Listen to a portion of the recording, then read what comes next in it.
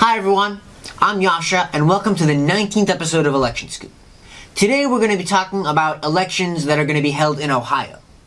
Ohio, along with 3 other states, held primaries on Tuesday, May 8th, which is last week at the time of this filming, and it's a key swing state that we're going to be looking at as we go forward into the upcoming elections. First, let's look at the governor's race. Democrat Richard Cordray won the primary for the Democrats to become Ohio's next governor. Cordray defeated longtime politician Dennis Kucinich by a margin of 40 points, 62% to Kucinich's 22%. Here is the map of the election, the Democratic primary election for governor. As you can see, Cordray, who got first place, won almost all the counties. Kucinich, who got second, didn't win any of the counties. And the third place candidate, Assemblyman Joe Schiavone, actually won a couple of counties that comprise his assembly district in northeastern Ohio. Schiavone will fight Attorney General of Ohio Mike DeWine, a Republican who won his respective primary for governor. He defeated Mary Taylor, who is currently Lieutenant Governor of the state, by a margin of 20 points, 60 to 40, in order to win his primary. Right now, the race is rated as lean Republican, meaning that although it's competitive and could go either way, we can tell that the Republicans have a slight advantage in the state due to the incumbent being a Republican, John Kasich, as well as a slight advantage that Republicans have over Democrats statewide in Ohio.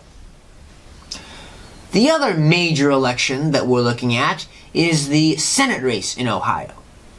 Democrat Sherrod Brown is running for re-election, and he actually won his primary unopposed. And he will be fighting against James Renacci, who, as you can see here, won his primary handily with 47% of the vote, got a lot of support all across the state, and he, as well, is a strong candidate. This race is rated as toss-up, and the reason it's so key is because not only has Ohio not voted for a loser in a presidential election in a long time, it's known as a bellwether state, meaning that it often votes with the winner, and many people think whoever wins Ohio, whichever party especially, does well in Ohio, will do well across the nation. Not only that, but Democrats need at least 2 seats to take control of the Senate, but that also means they need to hold all the seats that Democrats are up for re-election in. And Ohio, which is a state that Democrats hold but that voted for Donald Trump, is a key place where Democrats need to hold their ground, and it would be very good for Republicans if they were to take back this key state. So where's the battle going to be fought? How do Democrats need to improve, and where do Republicans need to hold their support? Well, this map, as you can see, is the measure of how many votes each party got in the primary, meaning in each one of these counties, what percentage of primary ballots were cast for the Democratic Party and what percentage were cast for the Republican Party. As you can see, the Democrats did well in a few counties, but in most places, especially in the South and the West, it was the Republicans who held an advantage. Now, focus on the northeastern corner of the state, here, and now look at it here, which is the 2012 Senate results, so the last election for the seat, which Brown won. There are a lot of Democratic counties here that pushed Brown to victory, that have now returned to being Republican in terms of the number of ballots cast.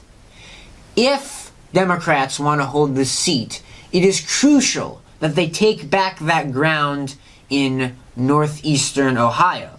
The Republicans would love to win that area, and the Republicans also are very strong amongst conservative voters in the southern and western parts of the state, as seen in the map, and that's somewhere where they can hold up and even improve on, which will give them the votes they need to be successful in the state.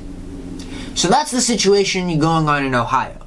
The situation may change between now and November, and we'll be keeping a close watch on the state, as it is one of the most important states that will shape how the battleground of 2018 will play out.